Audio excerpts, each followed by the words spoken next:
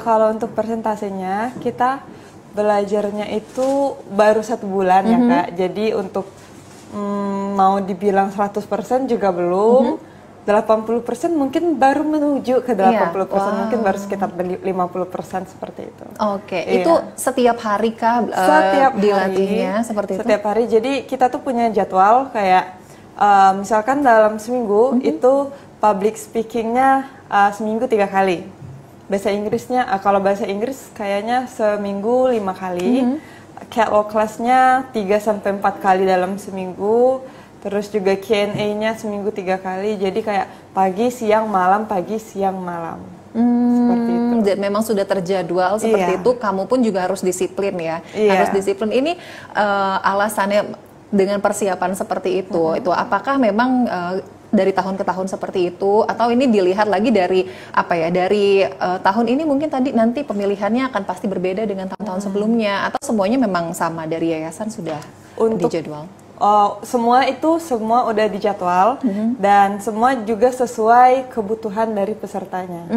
Iya, jadi benar-benar kita butuhnya apa, kita kurangnya apa, kita diskusikan dengan yayasan, semua akan difasilitasin dari yayasan. Jelas itu bagaimana cara aku itu berkomunikasi dengan halayak umum, dengan orang secara pribadi. Berkomunikasi dengan yang baik itu gimana caranya?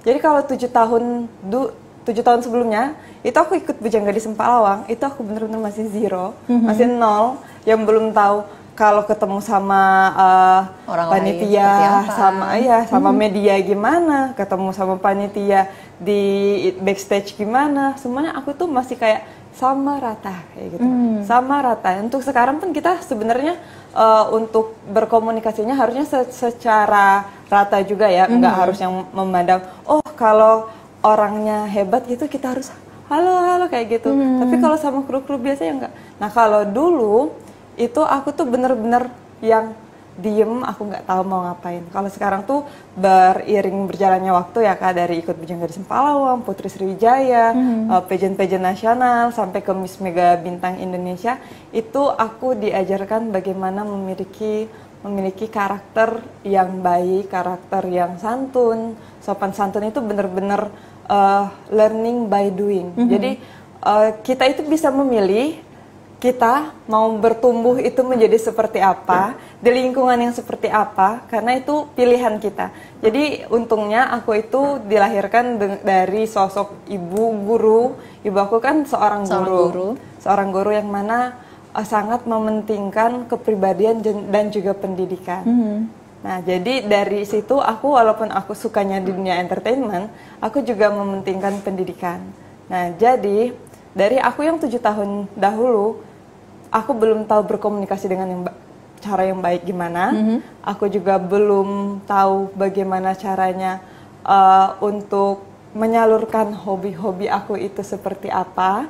Kemudian sampai detik ini, aku itu udah alhamdulillah karakternya juga sudah terbentuk ya, karena kita ya learning by doing. Setiap perjalanan itu pasti kita mendapatkan ilmu secara tidak langsung. Kemudian juga aku bukan hanya sosok sebagai seorang pageant fighter. Aku bukan hanya sosok sebagai beauty queen, tapi di sini aku juga sebagai future educator. Jadi aku itu juga memiliki PAUD TK Kamboja di dusun kelahiran aku, di Desa Penantian, Pasma Air Keruh, Kabupaten Palawan. Dari dulu, dari kecil aku itu sebenarnya memang pengen jadi seorang model. Terus alhamdulillah tersampai mimpinya menjadi seorang model. Setelah aku jalan sekitar 5 tahun menjadi model di kota Palembang, teman-teman aku itu banyak yang terjun di beauty pageant. Mulai dari Tasya, Sahida, banyak teman-teman yang lain ya. Terus aku ikut coba karena secara tidak langsung terinfluence juga, terpengaruh juga dari teman-teman sekitar kalau ikut beauty pageant itu bukan hanya cuman berkompetisi, tetapi juga bisa menyuarakan apa yang pengen kita suarakan. Kita juga bisa menginspirasi halayak banyak orang seperti itu. Jadi untuk harapan harapan aku pribadi karena sebentar lagi akan mewakili Indonesia di ajang internasional. Di sini aku meminta dukungan dari semua masyarakat, dari semua warga Indonesia, bukan hanya warga Sumatera Selatan dan sekitarnya. Aku meminta dukungan untuk semua yang menonton pada hari ini di TPRI Sumatera Selatan. Aku memohon doa dari kalian semua, doakan aku, Novaliana, bisa memberikan yang terbaik untuk Indonesia tercinta di ajang internasional. Amin. Untuk aku sedikit mungkin bisa ceritain background aku ya. Boleh banget. Aku bisa ceritain background aku sebagai contoh. Sebagai contoh, jangan pernah takut untuk bermimpi. Karena aku juga berasal dari bukan dari keluarga yang berada. Aku dari keluarga yang sederhana dan juga aku hidup juga terbatas karena di desa ya, karena hidupnya di desa yang mana fasilitas pendidikan itu benar-benar hanya sampai SMA. Jadi aku itu udah hidup di desa itu dari lahir sampai tamat SMA. Kalau aku nggak berani untuk melanjutkan pendidikan yang lebih tinggi ke kota lain, aku bakal stuck untuk tinggal di desa. Jadi aku berani untuk, ibu, ayah, aku izin. Aku mau melanjutkan pendidikan aku ke kota lain. Nah, setelah kita berani untuk mengambil satu langkah awal itu sangat berarti, sangat penting untuk menentukan kita ke depannya itu bakal seperti apa. Jadi kalau kita udah berani keluar dari zona nyaman kita, itu pasti bakal ada jalannya selagi kita mau berusaha. Seperti itu. Yang pasti tadi keluar dari zona nyaman, mau berusaha, terus juga restu dari orang tua itu paling penting ya. Nah, ini juga menurutku ada salah satu hal yang aku pengen tahu juga kalau pandangannya dari Novaliana itu seperti apa gitu ya. Attitude ini kan juga menjadi nomor satu ya dalam seseorang untuk meraih kesuksesan gitu. Kalau dari seorang Novaliana, attitude seperti apa sih yang harus dibangun untuk seseorang ini bisa menjadi orang yang sukses ke depannya?